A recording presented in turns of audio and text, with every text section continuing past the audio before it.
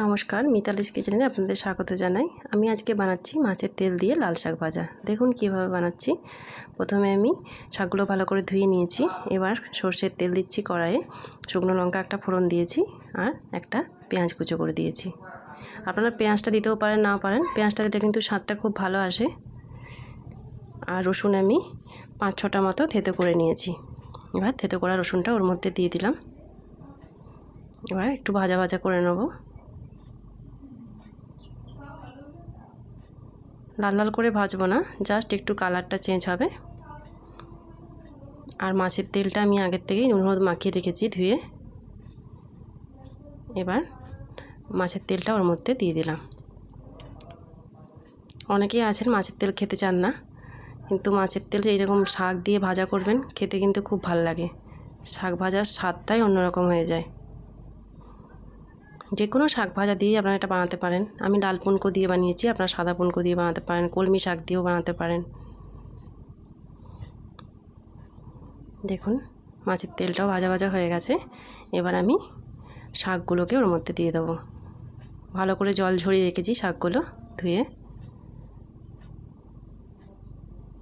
শাকগুলো দিয়ে ভালোভাবে নাড়াচাড়া করব।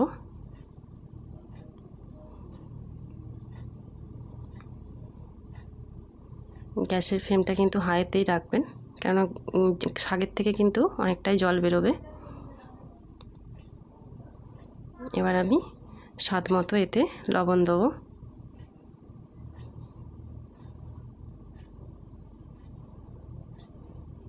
আর 1 চিমটে মতো হলুদ দেবো, বেশি হলুদ দেবো না।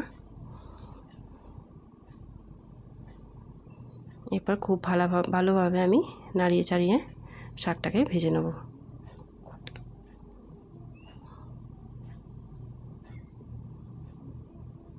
ভাতের প্রথম পাতে যদি একটু শাক ভাজা এরমভাবে হয়, খেতে তো খুব ভালোই লাগে।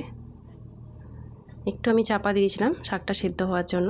দেখুন জলটা ভালোভাবে কিন্তু আমার মরে গেছে, আর সামান্য একটুখানি জল আছে। এটা আমি আর কিন্তু চাপা দেবো না।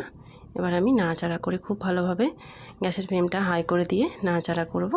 নাড়াচাড়া করে কিন্তু আমি নামিয়ে নেব। আপনারাও একদিন বাড়িতে এইভাবে শাক ভাজা বানিয়ে দেখুন, অবশ্যই খেতে খুব ভালো লাগবে।